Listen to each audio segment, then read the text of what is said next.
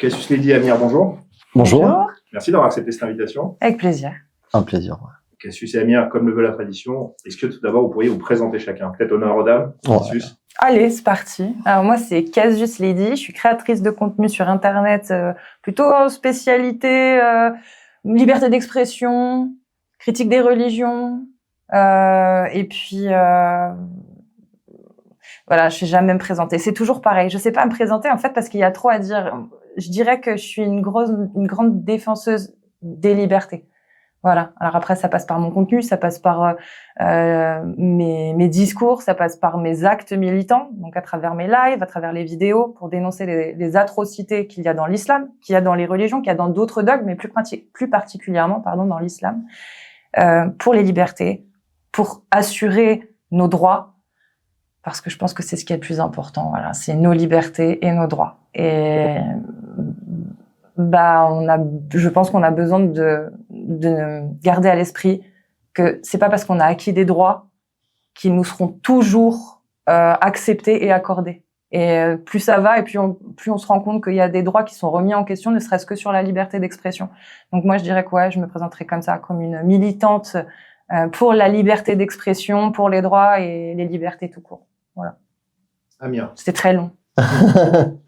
Un peu pareil. Je suis militant pour la liberté d'expression, pour les droits de l'homme et créateur de contenu. Je propose une critique de l'islam, des religions, grâce à des outils d'esprit critique que j'ai acquis tout au long de ma vie en regardant des gens qui font de la vulgarisation ou de la zététique ou des choses comme ça, qui m'ont permis, moi, de remettre en question plein de choses dogmatiques dans ma tête, dont l'islam. Donc je propose à des gens qui sont intéressés par une critique de religion via ces outils-là, à tout le monde, et plus précisément aux musulmans. On en reviendra un peu plus en détail, bien évidemment, au cours de l'entretien. Mais tout d'abord, Cassius d'abord. Moi, j'ai connu des live TikTok où d'abord tu présentais de l'actualité. Comment est-ce qu'on est passé du critique de l'actualité à la critique de l'islam? C'était quoi la transition? Alors, en fait, ma vie sur les réseaux, depuis 2015 où j'ai lancé ma chaîne Twitch, a été que des transitions. C'est-à-dire que j'ai commencé avec le gaming, je suis passée par plein de phases, mais il y avait cette chose qui me manquait, c'était cette liberté d'expression. Alors, je pouvais dire ce que je voulais sur ma chaîne Twitch, mais quand t'es dans le gaming, tu te rends compte qu'il y a des choses qu'il faut peut-être éviter et je trouvais des choses vraiment pas normales. Et petit à petit, quand tu commences au final à être confronté à des situations où tu considères être victime ou pas, ou témoin d'injustice en matière de liberté d'expression, tu commences à t'intéresser à d'autres contenus, peut-être un peu plus red pill, justement. Donc j'ai eu cette phase où j'étais un petit peu dans la red pill, donc il y a eu les Valek, les Raptors, etc. Et puis le biais de confirmation, j'en ai pas été épargnée. J'ai eu ce biais de confirmation qui m'a laissé un petit peu justement dans ce milieu red pill, qui m'a amené petit à petit à faire de la react d'actualité. En cherchant, parce que je pointais du doigt des problématiques, mais je trouvais pas la réponse, j'arrivais pas à comprendre en fait ce qui me manquait pour réussir peut-être à expliquer et à désamorcer, ou en tout cas proposer une solution pour désamorcer tous ces conflits, tous ces problèmes. Et je suis tombée un jour sur Amir et sur Jack le Fou. J'ai eu deux nouveaux outils qui m'ont permis de comprendre des choses que je déplorais, et en même temps avec lesquelles, à l'époque où justement je faisais la réac, j'étais pas forcément à l'aise avec tout. Je me disais, mais il y a des choses, merde, il y a des généralisations qui me plaisent pas.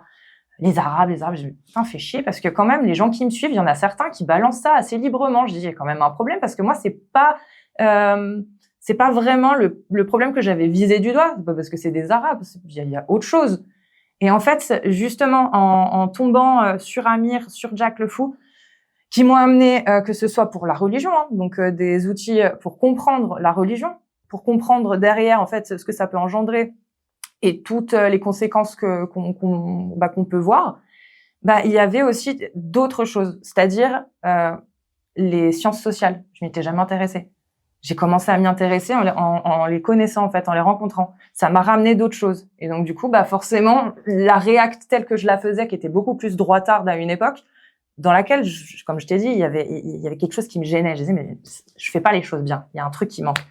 Là, j'ai l'impression de commencer réellement depuis 2 ans à à comprendre finalement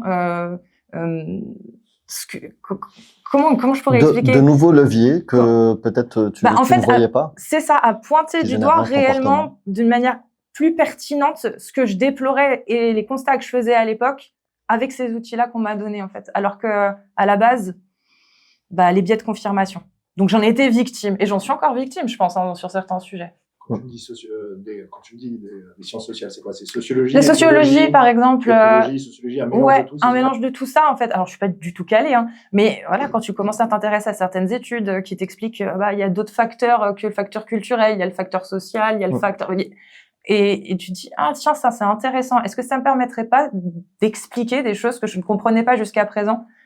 Et si, en fait, clairement.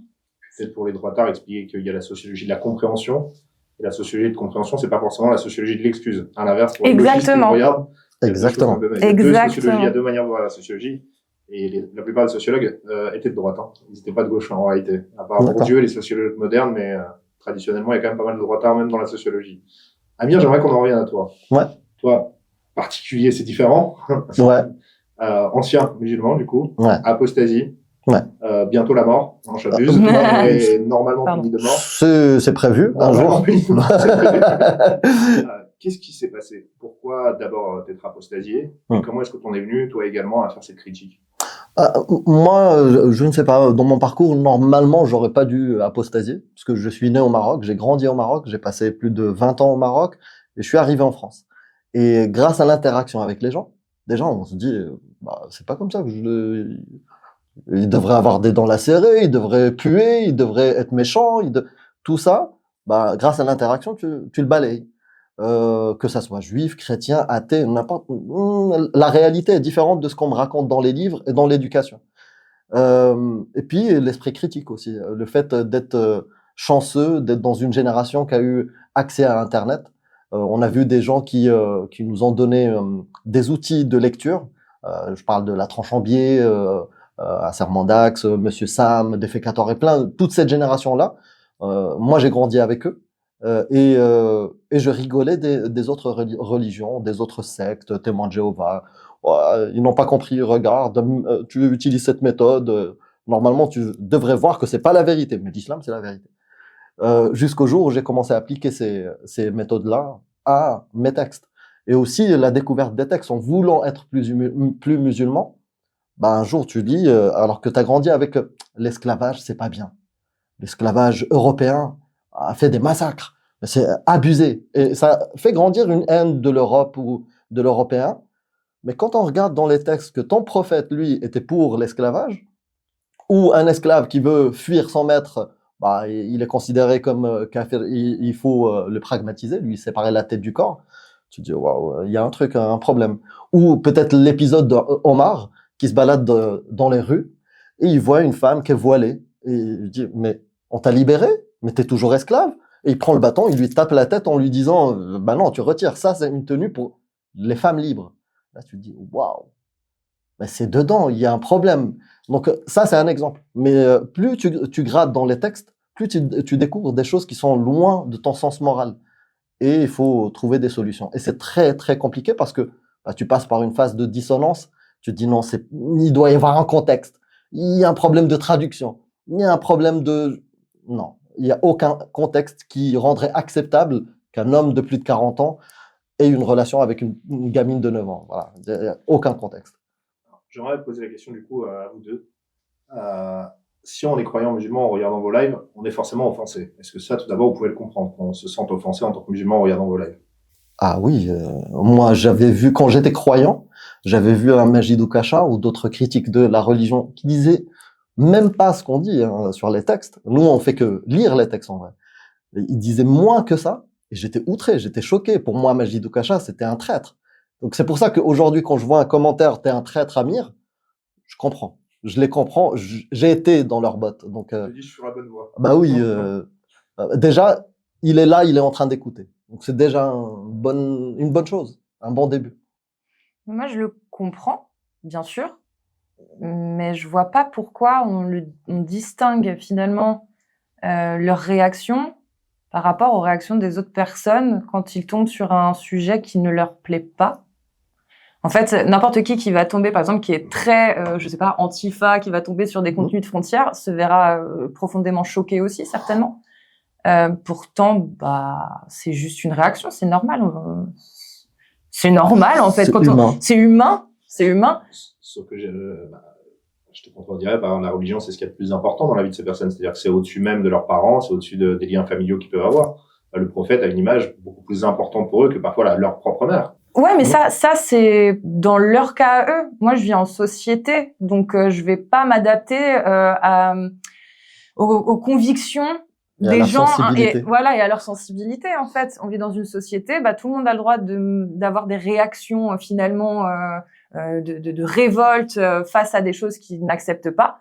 Mais en fait, la raison pour laquelle derrière ils réagissent mal, bah au final, que ce soit parce que ça vient de leur religion ou parce que ça vient de leur conviction politique ou idéologique, moi ça change rien.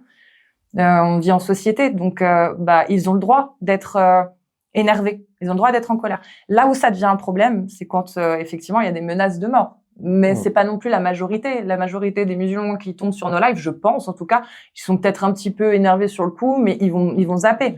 Il reste une minorité qui reste et qui est un petit peu vindicative dans les coms, et dans cette minorité, il y a encore une minorité qui, elle, va nous menacer. Mais non, je pense que le fait qu'il y ait une réaction, même colérique, c'est plutôt sain. Ça montre que bah ça les fait réagir. Et donc, c'est peut-être le début aussi pour créer un dialogue. Tant que c'est pas fermé, qu'il n'y a pas l'insulte ou la menace ou clairement un harcèlement, je pense que c'est plutôt même bon signe. Et moi, je pensais à une autre catégorie, c'est-à-dire de musulmans qui font du cherry picking. Comme dans toutes les religions, il y a des croyants qui font du cherry picking. Donc effectivement, le passage sur l'esclavage, par exemple, ils vont pas le prendre en compte ou même pas le lire ou même pas y prêter quelconque attention. Par contre, ils vont plutôt privilégier le ramadan ou des choses qui peuvent être assez saines même pour le corps biologiquement, je veux dire, sans rentrer dans la religion pure. Est-ce que ces gens-là, vous vous dites pas, c'est dommage de les vexer? Je pense par exemple à une voilée, une dame voilée de 40 ans qui travaille et autres, et qui, par exemple, toi qui as su te voir avec le voile en décolleté, se dit vexée, se dit insultée. Enfin, est-ce que tu peux comprendre qu'elle se sent quand même insultée en se disant on se moque de ma croyance? Ouais, je comprends, mais certaines de ces femmes qui sont montées sur mon live après que je leur ai expliqué, la plupart elles ont compris. Elles ont dit ok, je comprends, t'as le droit. Maintenant que tu m'as expliqué, je te remercie, je comprends. Effectivement, il y en a qui ont même dit le voile que moi je mets, c'est pas vraiment celui que toi tu mets, que tu dénonces. Enfin, il y a des choses comme ça. En fait, comme je t'ai dit, c'est tant que ça ouvre le débat et tant que les gens viennent pour demander des explications, on en a sur les lives. Et quand moi je vois ça, je me dis c'est cool. C'est cool, ils viennent demander et puis ils sont pas d'accord, mais une fois qu'il y a eu l'explication, ils disent OK, bon, je comprends. Je me sens pas insultée du coup. C'est la provoque pour le dialogue. Ouais. De fou. Ah ouais, oui. ouais. Oui. Il y a de ça. J'y reviens. Moi, je suis une personne âgée. Je suis un vieux qui a fait le Hajj. Voilà, je suis parti à la Mecque, j'en reviens. Je suis vieux, je suis apaisé, j'ai un travail. Et je tombe sur ça. Ça peut être très violent quand même. Oui, franchement, ça dépend. Moi, c'est mes parents. Ils ont fait le Hajj. Donc, eux, ce qu'ils vont faire, ils vont dire, moi, ok, si tu penses comme ça. Mais bon, moi, je fais, ouais. Les plus anciens s'en foutent un peu. En fait. Bah oui, tu vas pas dire à quelqu'un qui a couru toute sa vie un marathon, juste avant la ligne d'arrivée, que tu as couru pour rien. Il a pas envie de l'entendre. Voilà. Même s'il est rationnel, même s'il est cultivé, même lui, c'est bon, il a tracé son chemin. Il a pas envie de remettre en question, son cheminement. Très peu de gens arrivent à le faire à un certain âge. Non, ils veulent rester dans leur truc. Ils ont des solutions dans leur vie et ça leur procure, ça les rassure. Sur la vie après la mort, est-ce qu'il y a un paradis, ça rassure des gens. Et eux, la majorité du temps, ils vont zapper, ils vont pas t'écouter.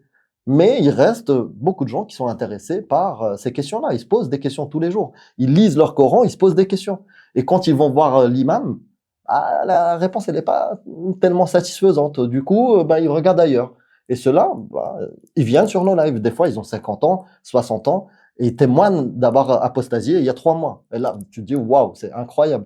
Mais ça arrive, ça arrive. Alors, c'est là où j'en arrive. C'est quoi votre mission? Est-ce que vous voudriez que les gens s'apostasient? Ou est-ce que ils pratiquent, comme je le disais tout à l'heure, fassent plus de cherry picking, à choisir certaines pratiques plutôt que d'autres?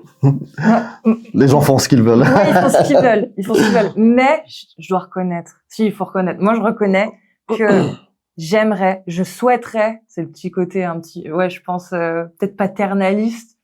Peut-être, je souhaiterais pour que tous les gens, tous, c'est pas musulmans, c'est pas français ou à l'autre bout du monde, c'est que tous les gens puissent avoir les outils nécessaires pour pouvoir réfléchir, remettre en question, faire preuve d'esprit critique, pour faire réellement des choix en connaissance de cause.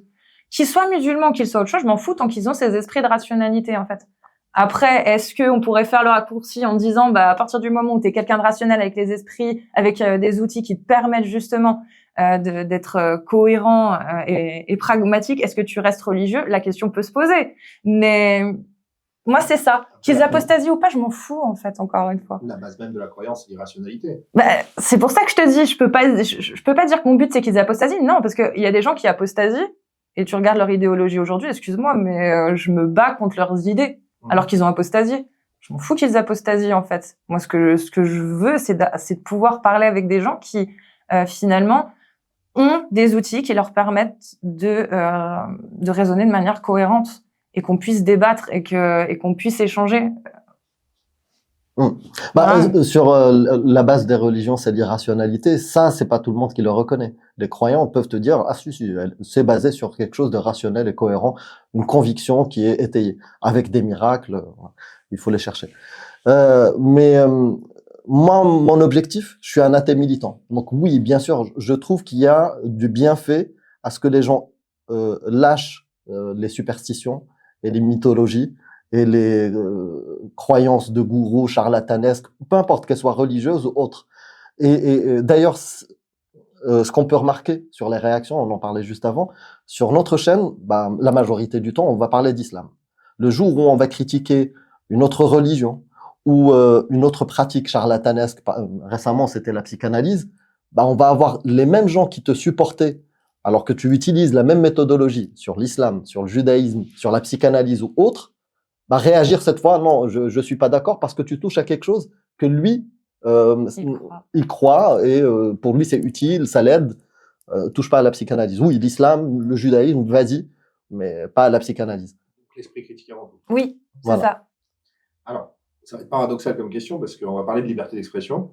Je vais vous demander si vous en jouissez et en même temps vous êtes là pour parler librement, donc c'est paradoxal et vous faites des lives qui font des milliers de vues pourtant. Mais est-ce que vous avez l'impression que la liberté d'expression en France, elle est encore maintenue? Parce qu'il y a souvent, les boomers vous diront, oui, on était plus libre avant, on peut pas dire ce qu'on veut, machin. Et en même temps, j'ai l'impression que ce soit la télévision ou grâce à la démocratisation d'Internet, la liberté d'expression n'a jamais été aussi importante, paradoxalement. Donc, comment est-ce que vous ressentez ça? Moi, je viens d'un endroit où c'est comme si t'as jamais mangé de viande et t'arrives et t'as juste du poulet. T'es très content. Non, je trouve que en France, il y a une liberté d'expression. Il peut y avoir une surmédiatisation de certains propos qui donne l'impression qu'il y a quelque chose qui est caché. Mais la majorité du temps, on a le droit de parler de tout. Il y a quelques points sensibles qu'on peut, par exemple, la loi Guesso ou des choses comme ça, qui limitent une forme de liberté d'expression. Mais globalement, on peut parler de tout. Voilà. Tant qu'on n'est pas dans l'harcèlement ou l'attaque des personnes ou l'insulte ou des choses qui sont cadrées pénalement. Voilà. On a de la chance en France. On a un pays où il y a une grande liberté d'expression. En tout cas, d'un point de vue des droits, on a le droit de dire beaucoup de choses. Aujourd'hui, mon plus gros problème face à la liberté d'expression, c'est plutôt certains citoyens qui essayent d'entraver ces droits aux autres. C'est-à-dire en faisant pression, on connaît la cancel culture, mais même sans aller jusque-là, il y a l'harcèlement, l'acharnement, le dénigrement, les calomnies, la diffamation sur les réseaux, etc. Et c'est vrai que comme le système judiciaire finalement nous demande, quand on veut se défendre contre une diffamation, d'aller porter plainte, de payer un avocat, parce que le procureur il en a un petit peu rien à foutre de la diffamation très concrètement, à moins que tu sois un ministre ou je sais pas, ils savent en fait que peu de gens vont avoir le temps, vont donner le temps, l'énergie et les moyens financiers pour pouvoir se faire justice en fait. Et du coup ils en jouent. Et ça, moi, c'est un petit c'est même un gros problème que je déplore. Maintenant, d'un point de vue des droits, je pense qu'on peut faire largement mieux. Là, tu parlais de la loi Guesso. Moi, la loi Guesso, aujourd'hui, je vois pas à quoi elle sert. Je le dis, je vois pas à quoi elle sert aujourd'hui.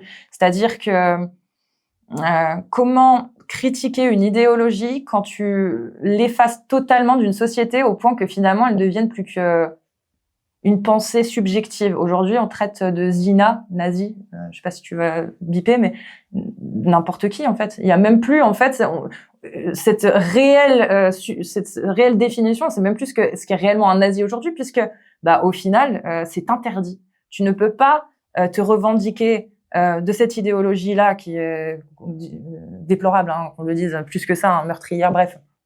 Mais le fait d'avoir invisibilisé cette idéologie qui existe, il y a des gens qui la partagent.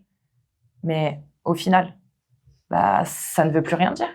Ça veut plus rien dire. Un nazi, c'est quelqu'un qui, parce qu'il a dit quelque chose qui ne te plaît pas, tu peux le traiter de nazi. C'est un problème. Comment vous voulez dénoncer une idéologie qui ne peut même pas exister, entre guillemets, je parle au niveau du débat. C'est compliqué. Pareil, je regarde par exemple avec l'islam, il y a énormément de musulmans et de prédicateurs qui se censurent parce qu'ils savent que ça peut leur causer des problèmes judiciaires. Mais ouais, mais le problème, c'est que ça veut dire que on empêche des gens de dire ce qu'ils pensent. Donc, ceux qui disent « Attention, il y a des gens qui pensent comme ça », on les prend pour des fous, en fait. Ça n'existe pas, vous voyez bien que ça n'existe pas. Pourquoi vous dites l'islam, c'est un problème, que l'islam, ça dit ci, ça dit ça. Vous voyez bien que ça n'existe pas. Oui, on interdit les prédicateurs de le dire. Donc, dans la société, c'est comme si ça n'existait pas. Est-ce que c'est aussi une solution à la liberté d'expression totale à l'américaine, par exemple? Parce que l'effet pervers de tout autoriser, ça peut aussi amener à tout publiciser. Dans le sens où la loi Guesson, si on la crée, déjà c'est historique par rapport à l'action de la France durant la Seconde Guerre mondiale, mais ça a aussi permis de délimiter le nombre de négationnistes, des histoires négationniste. Un instant T où il y en avait besoin parce qu'on n'avait pas de solution et puis que ça devenait un gros problème. Aujourd'hui, il y a une chose, justement, j'en reviens à l'éducation nationale, parce que ça c'est aussi un sujet qui me tient à cœur. On sait comment faire pour que les personnes puissent faire preuve d'esprit critique. On le sait aujourd'hui, il y a des zététiciens, ça fait 10 ans qui font des études dessus, qui font des dossiers, qui les envoient, qui les envoient à des députés, des ministres, etc.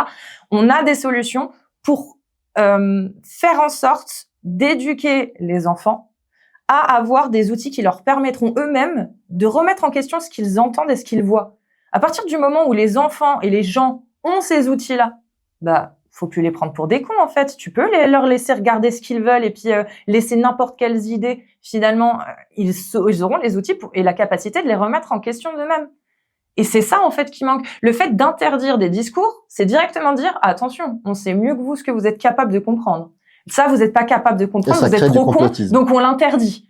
Et ça, c'est un message qui, et ça peut créer du complotisme. Alors, c'est pas systématique, mais effectivement, il y a quand même des études qui montrent que dans certains cas, ça peut pousser à la radicalisation parce que justement, on interdit et on censure.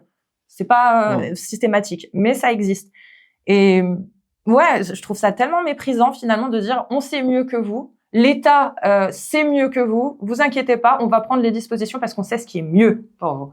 Et vous n'êtes pas capable de comprendre, on n'a pas confiance en vous, vous allez mal comprendre, vous allez devenir des nazis, donc on interdit. C'est un petit peu réducteur, et puis surtout ça infantilise. C'est profondément liberticide un peu aussi, non? Et ça n'empêche pas que ces idées-là circulent dans le privé. Dans le privé. Donc les gens vont continuer parce que nous, les gens qui sont contre ces idéologies vont se dire, on les entend pas, ça veut dire que ça n'existe pas, on va rien faire pour. Mais il y a des gens qui sont dans le privé, qui ont ces idées-là, mais qui n'entendent jamais une critique rationnelle et logique autour de leur dogme. C'est pour ça que je reviens à mon exemple américain. Les Américains ne sont pas des abrutis finis non plus. Même si on peut en discuter, mais normalement, ces idées-là ne devraient pas être aussi propagées aux États-Unis. Pourtant, on voit bien que le triple K, par exemple, aujourd'hui, il y a même des pages Facebook.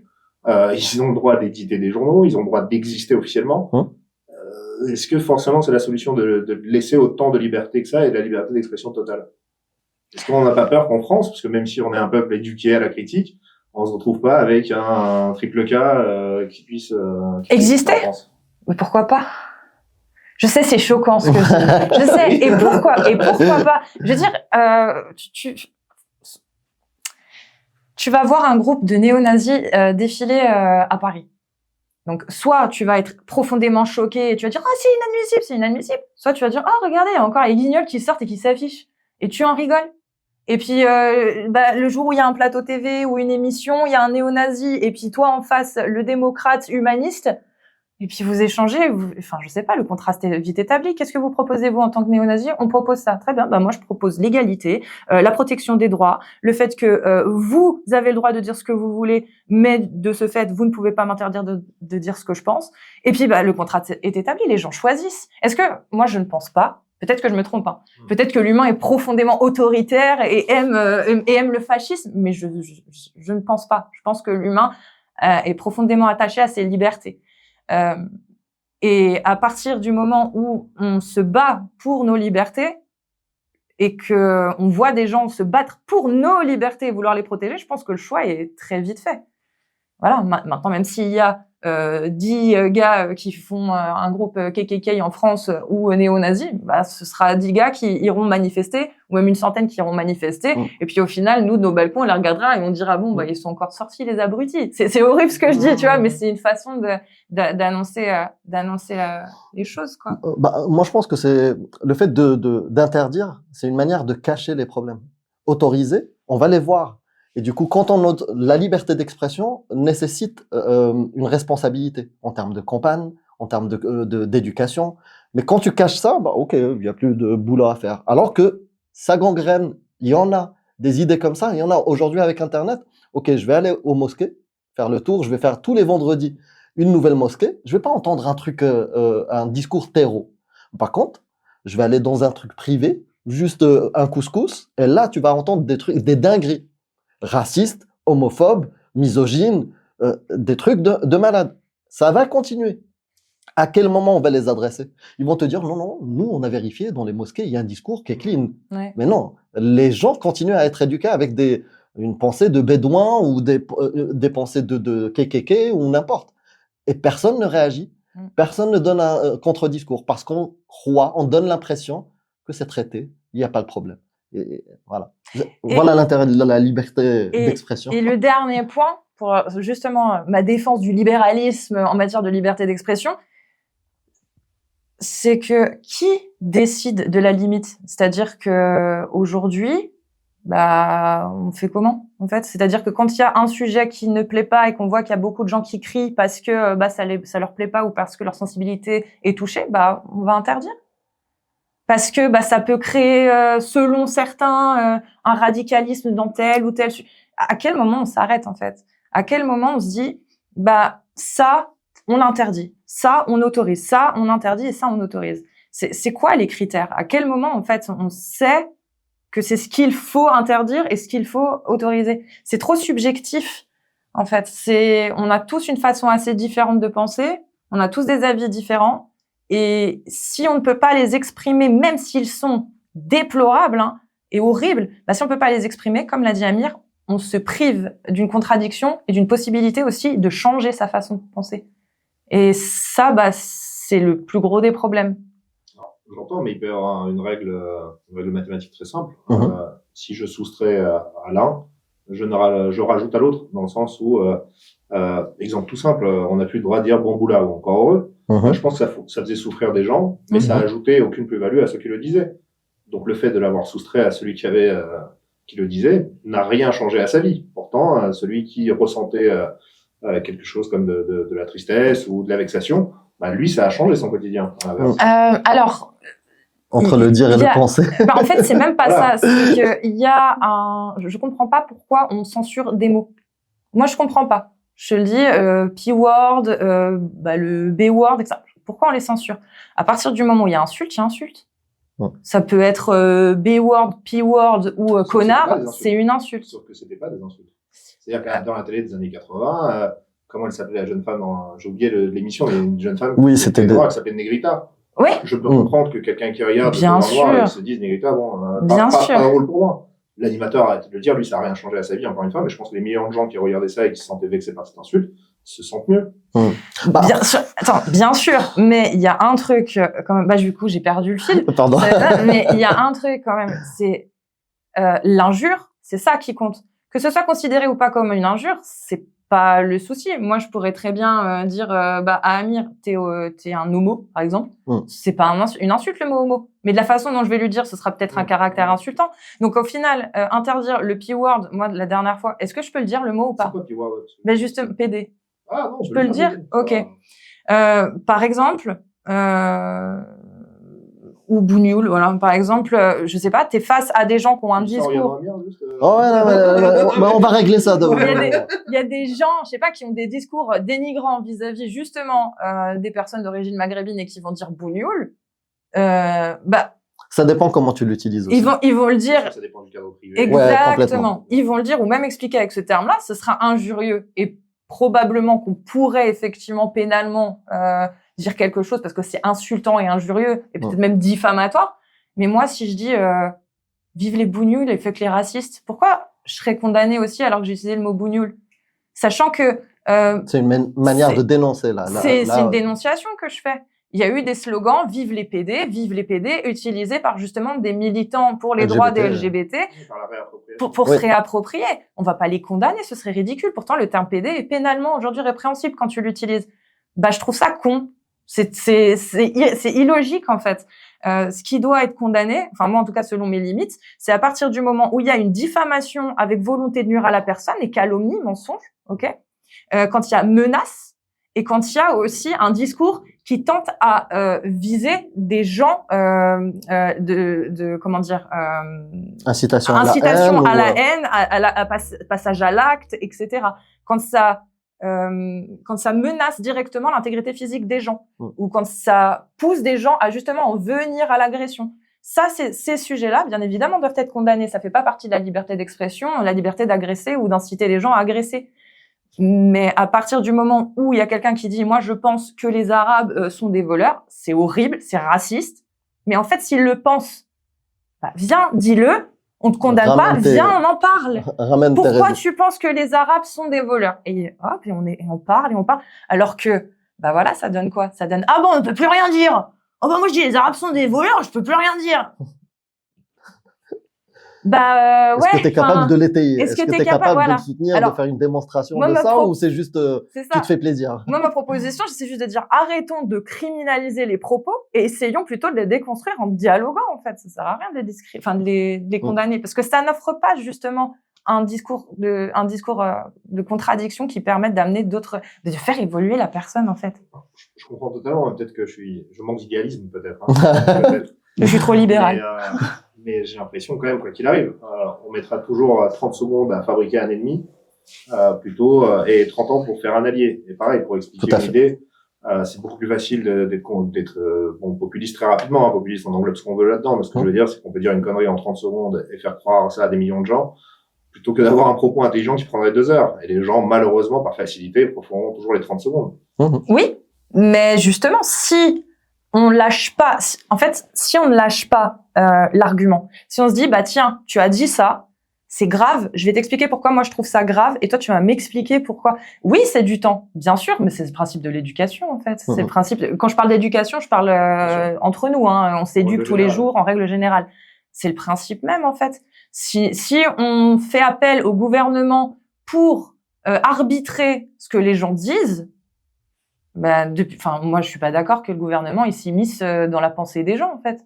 Les gens ils pensent comme ils veulent et s'ils pensent mal selon nous, c'est à nous justement de lui apporter des éléments qui pourraient peut-être lui faire changer d'avis aussi. C'est pas au gouvernement de s'immiscer dans nos libertés de penser comme on veut. Sinon c'est une dictature de la pensée. On est au début d'une petite tyrannie quand même. Après c'est vrai quand tu as une affirmation fallacieuse face à toi, avec la loi de Brandolini, pour déconstruire ça, c'est toujours plus coûteux en temps, en investissement, et c'est vrai. Oui. Mais je pense que les débats aujourd'hui sont pauvres, je trouve. C'est très pauvre. On voit très peu de débats qui permettent justement de déconstruire ce type d'idées, donner le temps à la contradiction. Il y a très peu, j'en vois, il y en a, mais la qualité, en tout cas dans les médias mainstream, la qualité laisse à désirer, je trouve. J'en ai pas vu, moi, par exemple, un vrai salafi, par exemple, face à un athée militant qui connaît les textes dans une émission mainstream. On l'a jamais. On lui donne la liberté de dire ce qu'il pense, de dire moi, oui, bah oui, la femme, Allah m'a dit, il faut la frapper si elle est désobéissante. Ça, on veut pas le laisser à la télé. Alors moi, ça m'a rappelé une séquence chez Marc-Olivier Fogiel, je crois. Ouais. Il y avait Najat Vallaud-Belkacem à côté de lui, et il y a une gêne totale sur le plateau et un silence. C'est-à-dire que la ministre qui était en charge de l'éducation à l'époque, je crois, en tout cas égalité homme-femme, qu'elle prenait aussi comme gouvernement. Et là, ce monsieur à côté qui dit non, serrer la main aux femmes, c'est haram, un truc comme ça, je crois, et qui dit rien. Vous condamnez alors l'État islamique? S'il tue des gens, s'il des gens dans des cages, etc. Je vais pas vous dire oui. S'il tire sur des femmes enceintes, je vais pas vous dire non, je condamne pas. Donc je pense que oui, mais je suis gêné de la question. Je suis gêné de la question parce que je pense, je le répète, c'est pas équitable. On n'a pas demandé au président du... On est un peu gêné de la réponse, pour tout vous dire. Najat Vallaud-Belkacem, vous avez envie de réagir? Non. Donc, est-ce qu'il n'y a pas aussi une gêne sur certains sujets? Est-ce qu'il n'y a pas des sujets, comme tu disais tout à l'heure, Cassius, est-ce qu'il n'y a pas des sujets qui sont devenus des tabous à force? Non, c'est du populisme. C'est des gens évitent... Oui, c'est du populisme. Je peux prendre en exemple des politiques ou même des streamers. S'ils abordent pas le sujet, c'est parce qu'ils savent qu'ils ont à perdre. Ils vont polariser, en fait. Ils vont forcément avoir des gens dans leur public qui sont d'accord et d'autres pas d'accord. Moins tu abordes de sujets différents et plus tu te concentres sur un ou deux sujets qui fait l'unanimité dans ton cercle. Et puis t'as pas besoin d'aller plus loin. Donc, cette ministre, elle a rien dit parce qu'elle s'est dit, j'ai plus à perdre à dire quelque chose. Après, des fois, vaut mieux qu'ils se taisent. Parce que, vaut mieux. Parce que quand tu maîtrises pas le sujet, tu risques de dire n'importe quoi. Mais c'est des opportunités comme ça de quelqu'un qui affirme des choses de ce type. Moi, j'en rêverais parce que c'est mon sujet. Mais pareil, elle serait plus pertinente sur d'autres sujets économiques ou d'éducation. Donc, moi, dans son cas, j'aurais fait la même chose. Quand je ne maîtrise pas un sujet, il vaut mieux se taire.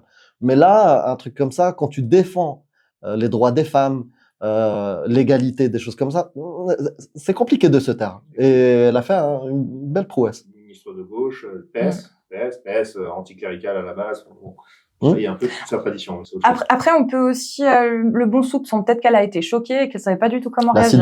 La sidération, c'est possible aussi. J'avais l'impression que tout le plateau était sidéré. Voilà. Mais j'aimerais juste rajouter juste un tout petit élément pour conclure juste la question d'avant, pour te rassurer sur notre côté idéaliste.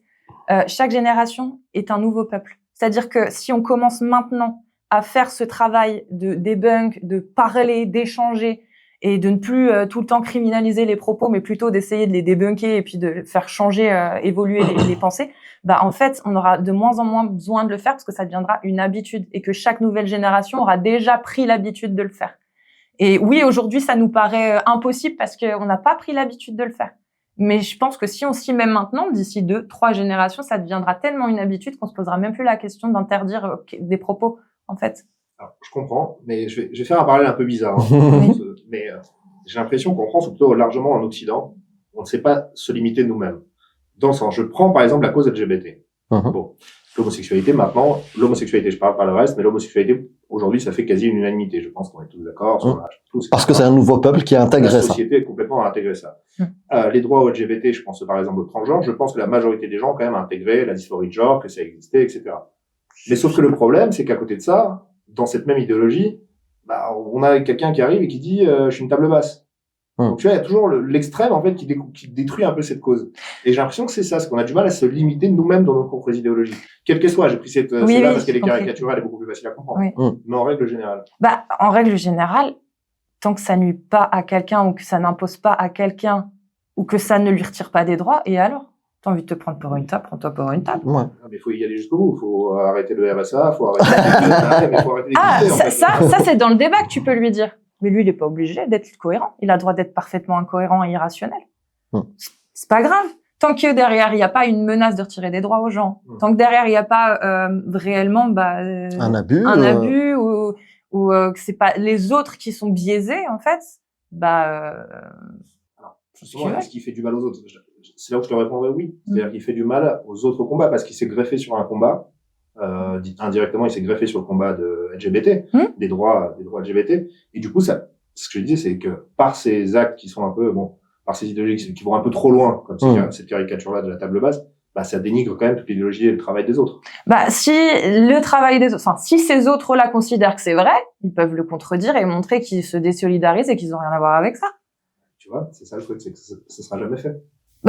C'est leur problème dans ce cas-là, tu vois. C'est pas parce que finalement des gens sont pas capables de défendre leurs idéaux et de pointer du doigt ce qu'ils dénoncent que il faut interdire. C'est ce que je dis, c'est pas au gouvernement de le faire. C'est pas au gouvernement d'arbitrer ce qu'on a le droit de dire ou pas. C'est aux gens de prendre leurs responsabilités, de dénoncer ce qu'ils trouvent anormal. Et même la cause LGBT, c'est pas un bloc monolithique de gens qui pensent de la même manière. Donc dedans, il peut y avoir des gens qui acceptent ça et d'autres non. Donc les rejeter de l'ensemble, c'est très compliqué. Mais vraiment, le focus qui devrait être fait, que ce soit par ces associations ou d'autres, en tout cas qui veulent protéger les gens, qui veulent protéger les droits des enfants ou peu importe, là, de vraiment s'assurer qu'il n'y a pas des dérives derrière qui peuvent vraiment faire du mal à des enfants, faire du mal à des gens qui sont plus sensibles, plus fragiles. Là, oui, un cadrage, un encadrement, un suivi, ça, c'est intéressant. Mais interdire aux gens de vouloir être une tasse, je vois pas. Chose qui existe d'ailleurs, c'est les age fluids. C'était des adultes qui disaient que pareil, oui, changé et qui ont très vite été dégagés à cause parce que oui, il y en avait des. Ça s'appelait juste de la pédophilie. Oui. Ils ont été malins et ils se sont pris assez tôt pour les dégager. Du coup, liberté d'expression. Si je résume, oui, on jouit d'une liberté d'expression en France, mais elle est beaucoup trop limitée par la loi. Beaucoup trop, non, je dirais pas. Mais elle est quand même limitée. Mais comme je t'ai dit, c'est plutôt le comportement des gens, moi, qui me pose problème sur la liberté d'expression. Vouloir faire renoncer aux gens leur droit à s'exprimer. C'est-à-dire qu'on dit pas que t'as pas le droit de le dire. Ce serait mieux que tu fermes ta gueule. Alors, ça a été fait, ça a été dit. Et malheureusement, on y pense, mais c'est les attentats de Charlie Hebdo. Donc, c'était quand même un marqueur pour nous, Français, sur la liberté d'expression. C'est-à-dire que ça nous a montré qu'il y avait des conséquences à la liberté d'expression qui étaient réelles. C'est-à-dire le meurtre, le meurtre abominable qu'ont subi ces journalistes pour le droit de blasphème, parce qu'encore une fois, ça reste un droit. Est-ce que vous vous dites pas, en ayant ces images en tête, cet événement, en se disant, oui, il y a quand même des limites, parce que j'ai peur de franchir certaines lignes, même si j'y ai droit. Même si j'y ai droit, est-ce que je me restreins pas, je devrais pas me restreindre? Les gens, ils ont le droit d'avoir peur. Justement, concernant la question de la liberté d'expression, généralement, c'est même pas les lois, c'est les gens qui s'autocensurent. Il y en a qui pensent vraiment dans un cercle très, très privé, il peut te dire, oui, tu sais, moi, je pense que c'est de la merde. N'importe quelle idée. Mais il va pas le dire très fort, ni au boulot, ni à l'extérieur, ni militer pour ses idées. Parce qu'ils ont peur. Les gens ont le droit d'avoir peur. Moi, si je commence à avoir peur, fermons la boutique, amenons ici toutes les idéologies, lâchez-vous. Parce qu'en fait, l'objectif, par exemple, dans l'islam sunnite, c'est al-irhab. C'est terroriser les gens, les koufars, ceux qui ne pensent pas pareil, par ces actes-là, qui sont ponctuels, aléatoires, qui font peur, tu sais pas à quel moment ça va. Donc, t'as peur. Et du coup, c'est bon, si on se soumet à cette peur-là, c'est bon, en fermant la boutique, ils ont gagné. Ces idéologies-là ont gagné. Mais non, je pense que les gens chérissent la liberté d'expression, chérissent leurs droits, leur dignité, et peuvent aller très loin pour défendre ces valeurs-là, même en prenant des risques. Même en sachant que peut-être parler de tel ou tel sujet, je risque d'avoir quelqu'un derrière moi et de à chaque fois surveiller. Ils chérissent tellement ces valeurs-là, leur liberté, qu'ils préfèrent même... Il y a... comment s'appelle le musicien kabyle Matoub Lounas, qui disait dans une émission, juste après les histoires de décennies noires, il disait je chéris, j'ai pas les propos exacts, je chéris la vie, oui, mais je chéris aussi la mort.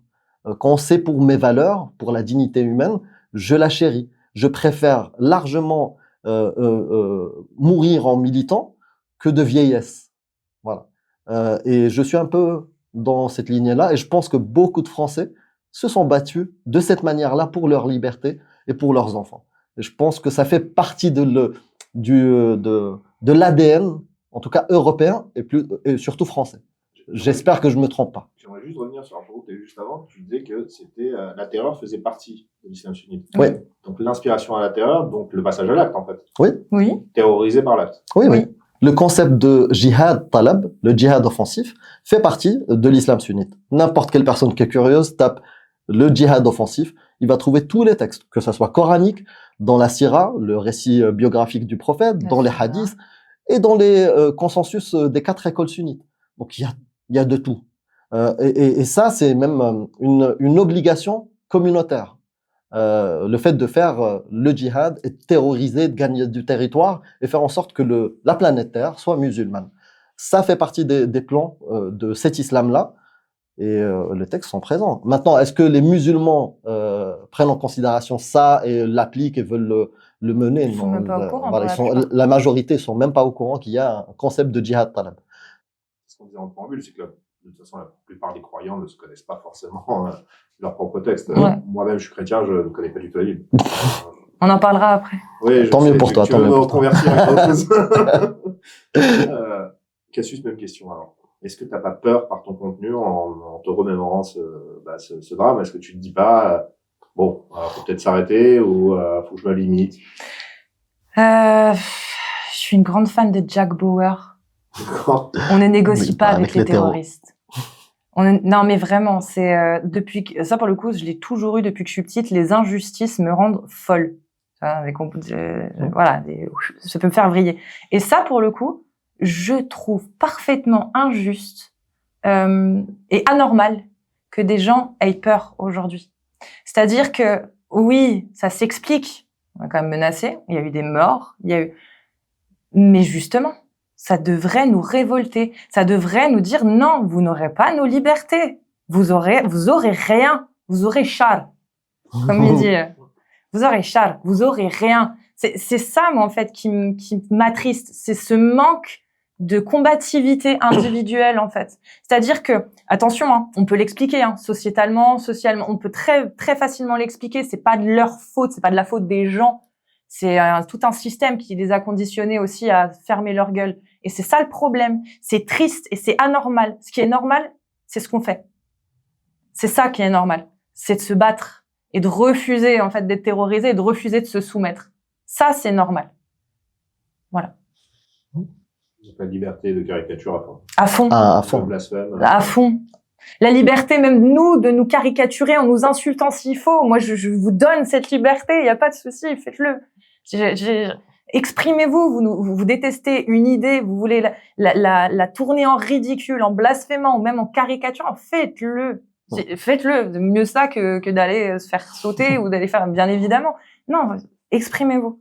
Et même si vous passez pour un con parce que vous avez exprimé une idée fausse, c'est pas grave. Parce que si vous vous rendez compte que vous avez passé pour un con, c'est que vous avez le droit à l'oubli. Voilà, vous avez déjà compris que peut-être votre façon de penser n'était pas la bonne et que vous commencez déjà à évoluer. Bah nickel. Droit à l'oubli, comme tu as dit. Il y a un truc pour moi personnellement, c'est que je me sens chanceux. J'aurais pu rester dans un pays où j'aurais eu moins de liberté d'expression. J'aurais pu être en Égypte à la place de Sherif Gaber, un créateur de contenu mais magistral qui critique les religions et qui a de l'esprit critique, qui vulgarise ça aux Égyptiens. Et aujourd'hui, on n'a plus de ces nouvelles. Il a disparu. Ouais. On ne sait même pas s'il est emprisonné, s'il a été tué. On ne sait pas. Et il a fait 10% de ce qu'on fait nous en termes de blasphème et d'offense à la religion. Donc je suis chanceux, je suis dans un territoire qui me permet de m'exprimer plus ou moins librement. Donc je suis très content et je le fais. Il y a quand même un petit truc parce que sans aller jusqu'aux attentats, oui, Charlie Hebdo, etc., ça a bien évidemment ému tout le monde. Mais notre liberté d'expression, elle a été remise en question même sans ça. Moi, je pense à Dieudonné. Hein. Alors, Dieudonné, politiquement, voilà. Mais Dieudonné, aujourd'hui, on lui casse les couilles encore, quoi. Il peut pas faire ses spectacles tranquillement. Pourquoi, en fait? Tu vois? Parce qu'il pense mal. Mais il peut même pas penser mal, mais il a le droit de penser mal. Il a le droit de penser mal, en fait. Et je veux dire, c'est censé être sa liberté de pouvoir faire ses spectacles. Donc, à partir de ce moment-là, quand on voit, il y en a d'autres, hein, il y a d'autres gens qui ont été, même un journaliste à France Inter, je me souviens plus, Guillaume, qui a fait une blague, qui avait fait une blague et qui a été viré lui aussi. J'ai trouvé ça parfaitement. Là, il y a aussi le jeu de société, là qui fait la une là en ce moment. Oui. Pourquoi il y a un procès contre? Pourquoi? Je comprends pas. Il y avait un appel à la haine à la police. Mais c'est un jeu. Non, je te dis que. Oui, je sais. Pris, C'est un jeu. Moi aussi, ça m'offuse de me dire, mais attendez, on est en train de censurer un jeu débile. C'est un jeu débile. C'est un jeu débile, mais c'est un jeu débile. Il fait rire certaines personnes, d'autres aiment pas, bah, vous l'achetez pas. C'est un jeu débile, c'est tout. C'est pas un communiqué ou un traité d'un parti qui demande à ce qu'on attaque la police, quoi. Je veux dire. Et c'est pour ça, on n'a même pas besoin d'aller jusque sur les attentats pour voir que notre liberté d'expression, même en France, il y a des moments où c'est ambigu. C'est très ambigu. Alors, tout autre sujet, mais du coup, je suis allé aussi voir les insultes que vous recevez. Bon, Amir, je pense que tu t'en doutes, hein, t'es un prêtre, t'es un arbitre de service, voilà, de Koufra, de classique. Et toi, c'est l'inverse. Et en fait, c'est là, enfin, c'est drôle. C'est là où j'ai trouvé ça plutôt drôle d'ailleurs, c'est que toi, on te critique d'être un traître, mais t'as quand même le droit d'en parler parce que, ok, t'es un traître, mais t'es des nôtres. Ouais. Il y a plutôt ce truc. Ouais, il y a ça. Cette vibe. Toi, t'es la guérilla, de quoi tu te mêles? Il y a quand même ce côté, non seulement de quoi elle se mêle, et pourquoi elle parle d'islam. Donc c'est assez paradoxal, c'est assez drôle d'ailleurs. Mais du coup, faudrait leur répondre. De quoi tu te mêles? Bah, juste pour repréciser ce que tu as dit, parce que c'est important, ils sont quand même beaucoup moins haineux vis-à-vis de moi que vis-à-vis. Racisme oui. et le reste. C'est-à-dire que pour eux, enfin pour ceux qui nous insultent, moi je suis juste une écervelée blonde, c'est tout. Ça. Voilà. Alors que toi, t'es un traître, c'est encore plus profond. Il y a une haine vraiment très profonde.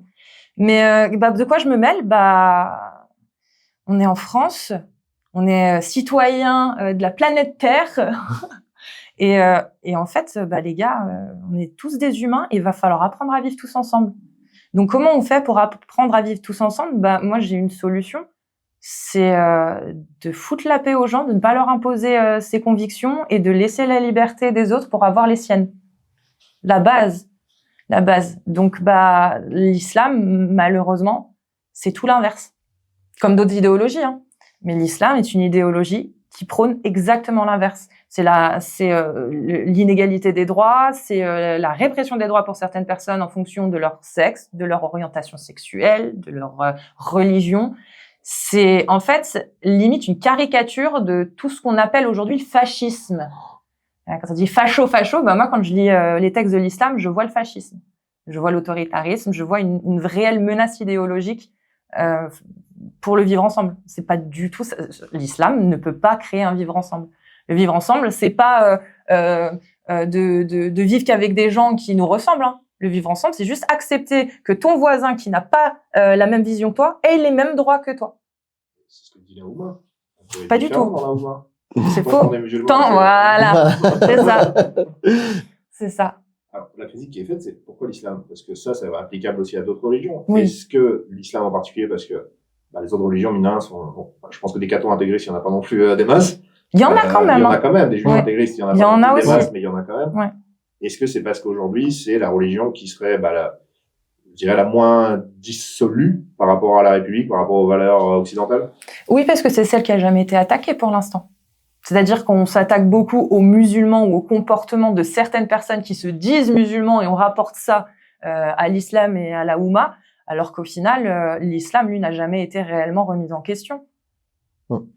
Mis à part une remise en question historico-théologique qui reste dans les salons intellectuels, toucher les citoyens avec une critique rationnelle et logique, leur offrir ça, il y en a pas beaucoup. C'est pour ça qu'on le fait. Et en plus, parce que l'islam fait partie de la France. Si tu considères qu'il y a des Français qui sont musulmans, il y a des Français qui sont juifs, il y a des Français qui sont athées, qui sont écolos, tu as le droit de parler de tous ces sujets-là qui concernent les Français. Pourquoi? Parce que moi, je n'ai pas été musulman ou parce que je n'ai pas été juif, je n'ai pas le droit de critiquer ou de lire et de m'y intéresser pour faire une critique rationnelle et logique de ce... Ok, je dis rationnelle et logique, mais j'ai le droit d'en faire ce que je veux. En France, même si ma critique n'est pas rationnelle et logique, je suis plus dans l'irrévérence à la française, j'ai le droit. Et parce que je considère que ça fait partie du décor français, ça fait partie des citoyens et de la pensée des Français, j'ai le droit d'en parler. Si tout à l'heure vous avez utilisé le terme bougnoul, ça fait partie d'un vocabulaire qui est en France. Si j'ai envie de le dénoncer, de le critiquer ou de l'utiliser ou de le rendre sarcastique, j'ai le droit. Parce que ça fait partie du vocabulaire en France. Enfin, tu devrais avoir le droit. Je devrais avoir le droit. On n'a droit. pas le droit, justement. Donc, bon.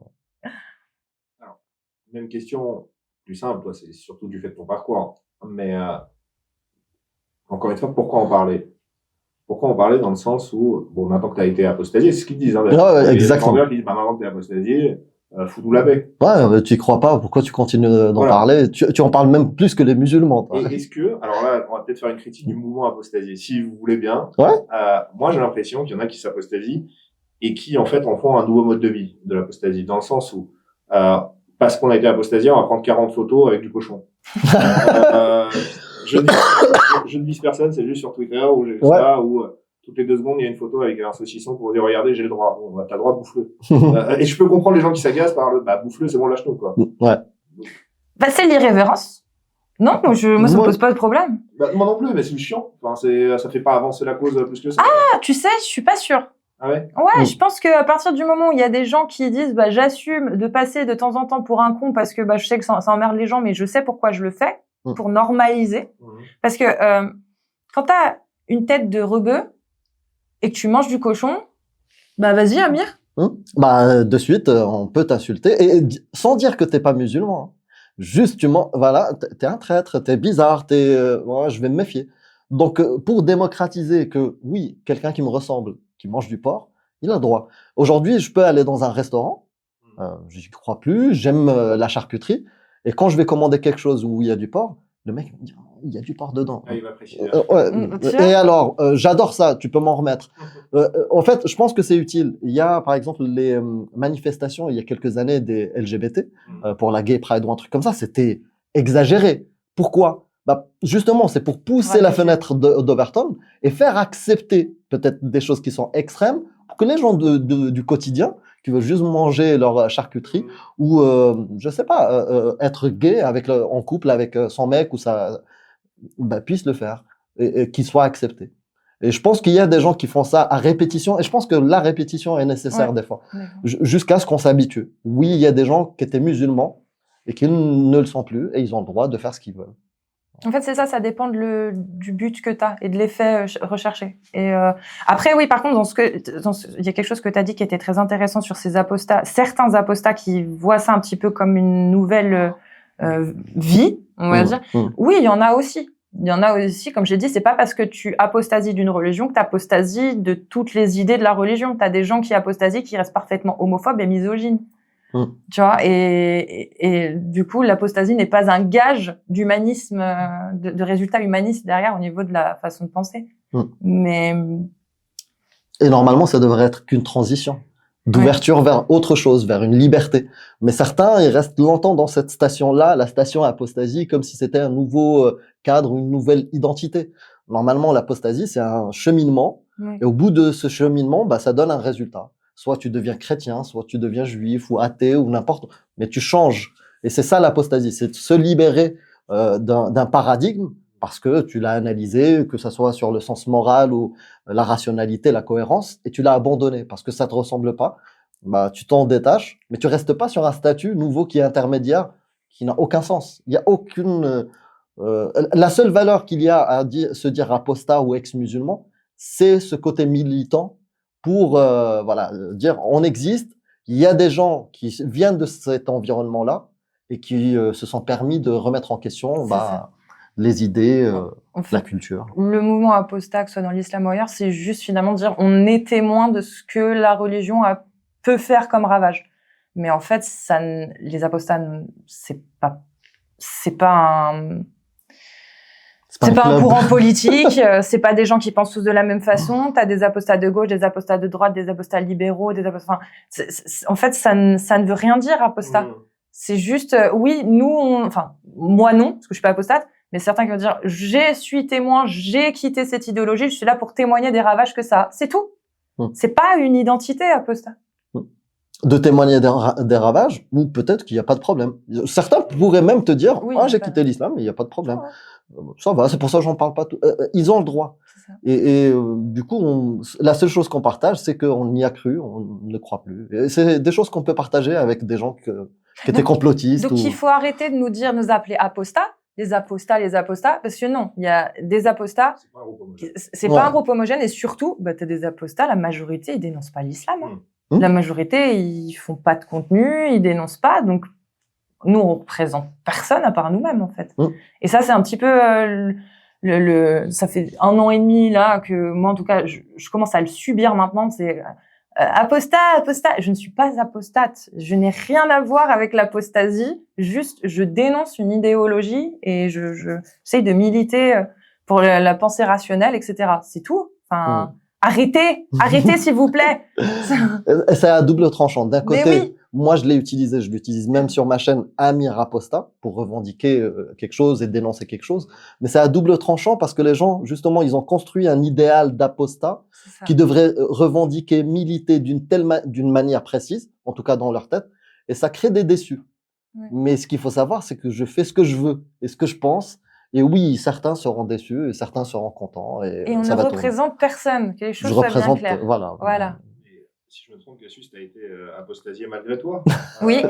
D'un événement qui est le Z-Event. Ah non, tiens, j'allais être plus... Non, parce que moi aussi, j'ai apostasié de pas mal d'idées et d'idéologies. J'aurais utilisé plus une lapidation sur X. Le The Event. Mais le The Event, c'est une vaste blague, en fait, parce que le The Event, moi, ça fait des années que je vois que c'est une blague. Je le dis, hein. Il y a eu Sardoche, il y a eu Bob Le Gob, il y a eu... je me souviens plus les autres. Thibaut InShape, à un moment, bref, il y a eu des dramas. Et à partir du moment où une petite communauté d'internet commence à me dire je suis pas d'accord, on n'est pas d'accord, et qui font beaucoup de bruit, alors que bah c'est pas du tout la masse générale, bah on les écoute un peu trop. C'est pas que le The Event, hein, c'est d'autres choses aussi. Et moi j'ai toujours été profondément énervée par le The Event quand il mettait de côté des gens comme comme Sardoche, comme Bob Le Gob, ou encore tous ceux que j'ai cités, et d'autres dont je me rappelle plus les pseudos. Je me dis mais c'est pas possible en fait. On parle d'un événement caritatif, et parce qu'il y a des gens qui militent politiquement pour les faire s'effacer du concept et du projet, ben on les écoute pour éviter justement qu'il y ait trop de problèmes derrière. Mais encore une fois, on négocie pas avec les terroristes, quoi. Je sais pas, ils ont le droit d'être là. Oui, bon. Alors si on essaye de tout faire pour terroriser les gens, pour finalement qu'on trouve ça normal de les mettre de côté, ben non, c'est du terrorisme en fait. Ça reste du terrorisme. Numérique, mais ça reste du terrorisme. Et donc le fait que j'ai été virée, bah ça m'a pas surpris. Limite même j'étais surprise d'avoir été validée. Au début. Ouais. Et après je me suis posé la question, parce que moins de 24 heures après j'étais éjetée, hein, mais je me posais la question, je me disais est-ce que finalement Lady Escape, qui est mon pseudo sur Twitch, ils ont pas percuté Casus Lady. Je me suis dit peut-être que c'est pour ça. Donc je me suis dit peut-être que je vais être virée à cause de ça, parce qu'ils ont peut-être pas vu tout de suite. Donc je me suis dit bon, si je suis virée, c'est pas grave. Mais en fait, c'est pas ce qui s'est passé. Ce qui s'est passé, c'est qu'il y a eu des vagues sur X de gens qui m'ont traité d'islamophobe en disant que je dénigrais la religion et les musulmans, et que c'est pour ça qu'il fallait pas me faire venir. Donc c'était même pas histoire de mes anciens tweets un peu casse-gueule à l'époque où que je dénonce et je me rends sur place. D'accord? Des tweets qui sont vieux, où effectivement des fois sur le coup de la colère et un petit peu de la provocation gratuite à une époque, j'ai dit des dingueries, vraiment. Aujourd'hui, je pourrais parfaitement les critiquer moi-même et faire ma propre critique dessus. Mais sans même ressortir ces tweets, en fait, ce message-là, elle blasphème, elle parle de la religion et donc elle n'aime pas les musulmans, elle est raciste, a été repris en masse. J'ai des centaines et des centaines et des centaines de screens de posts, c'est même pas des messages, des commentaires, des posts qui faisaient des centaines de milliers de vues sur 24 heures. Je pense que c'est ma plus grosse sauce que j'ai vue, où on me diffamait, où c'était réellement de la diffamation. Il y a eu Zach Nani qui, lors d'un live, a dit « Oui, j'ai vu pour cette fille, je vais m'en occuper, vous inquiétez pas, je suis déjà en discussion avec les organisateurs. » Je sais pas, moi, ça me rappelle le bruit des bottes un peu. Oui, c'est un pote de caste. Une caste qui décide qui fait partie de tout le monde. Ouais, mais je sais pas, il était organisateur, Zach Nani? Non, tous ceux qui ont envoyé les messages là pour me diffamer, ils étaient organisateurs, ils avaient leur mot à dire. On on en revient sur la liberté d'expression. Exactement. Qui choisit la limite, et là c'est pareil, qui choisit les membres, qui les refuse, sur quels critères. Et je n'ai eu aucune justification, aucune raison donnée, même en privé, par The Event. C'est-à-dire que j'ai été tège après 24 heures, après des tweets qui me diffamaient, qui me traitaient d'islamophobe et de raciste. Et ensuite sont arrivés mes anciens tweets. Où là, les anciens tweets un peu casse-gueule. Mais le problème, c'est que c'est pas un argument. Oui, bien sûr. Bien sûr. Mais bien sûr. Mais moi, en fait, c'est ma vitrine, en fait, ces conneries-là. Ça montre, regardez d'où je viens. Regardez aujourd'hui. De toute façon, on peut pas les effacer. Internet maintenant, à partir du moment où t'as dit, on rajoute de les laisser. Il faut l'assumer. Pareil, qui reste dans leur famille, c'est aussi un travail sur soi. Oui, bien sûr. Oui. Bah oui, parce que forcément aussi, à une époque où j'avais beaucoup moins de visibilité, je faisais peut-être aussi beaucoup moins attention de la façon dont je disais les choses. Et quand j'étais énervée, je lâchais les chiens, comme on dit, et je disais des trucs même que je pensais pas. Mais parce que je savais que ça allait choquer, que ça me faisait du bien sur le coup, bah je balançais certaines choses, voilà. Mais oui, non, aujourd'hui, je me suis un peu plus quand même calmée là-dessus parce que ça sert à rien et puis parce que surtout, pourquoi agir sur le coup de la colère, c'est pas bien, comme dirait Sénèque. Faut pas le faire. Mais non, bien sûr, je les assume. Ouais, je les assume et je peux en parler, en rigoler aujourd'hui. Amir Cassius, merci. C'était agréable, c'était marrant, c'était cool. Sympa. Non. Et je pense qu'on a quand même abordé des sujets que vous abordez. Ah, on a terminé? Oh, je croyais qu'il y avait un fill-in, je croyais qu'on allait rester. On peut continuer à discuter autant qu'on veut, mais le problème, c'est pas moi, c'est le matériel. Moi, je peux rester 12 heures. Hein. Non, c'était un plaisir. Mais par contre, j'aimerais vous laisser le mot de la fin. Donc, si vous avez un message à faire passer là aujourd'hui, je pense qu'on a quand même abordé à peu près tout. J'ai pas forcément envie qu'on rentre dans les détails des textes islamiques et autres, parce que, j'en ai pas la maîtrise. Et deux, je ne suis pas un imam, mais peut-être qu'on invitera un imam sur cette chaîne pour débattre face à vous, qui sait. Ah, oui. Le petit spoil nul. C'est un plaisir. Le petit spoil alors que c'est prévu, c'est en fait du suspense. N'hésitez pas à liker, ça n'arrivera pas. Si ça va arriver, il y a un imam qui est prévu. Donc, voilà, le spoil, auto-spoil. Et j'espère qu'il débattra face à vous, et j'espère que ce sera intéressant. Je pense que ce sera d'autant plus intéressant de débattre avec lui plutôt qu'avec moi. J'en ai qu'une vague connaissance. J'ai juste un petit truc, peut-être, là-dessus.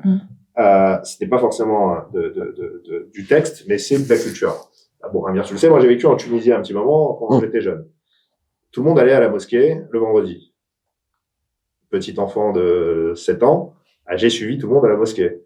J'ai aussi un côté culturel, j'y suis allé, je sais même pas ce que je foutais là-dedans. Donc t'es un apostat. Bah non, j'ai vu tout le monde y aller, j'y vais aller.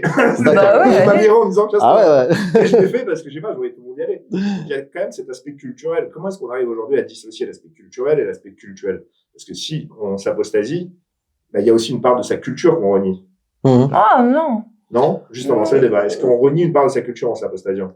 J'ai l'impression que les deux restent quand même entremêlés. C'est comme le christianisme et la France, par exemple, qui est une chrétienne, qu'on veuille ou pas, mais c'est comme ça. Donc, est-ce qu'il n'y a pas un élément culturel quand même qui reste en lien avec l'islam quand il arrive? Oui, mais on n'est pas obligé de le rejeter. C'est-à-dire, moi, par exemple, demain, on m'invite à un dîner après le Ramadan, je vais y aller.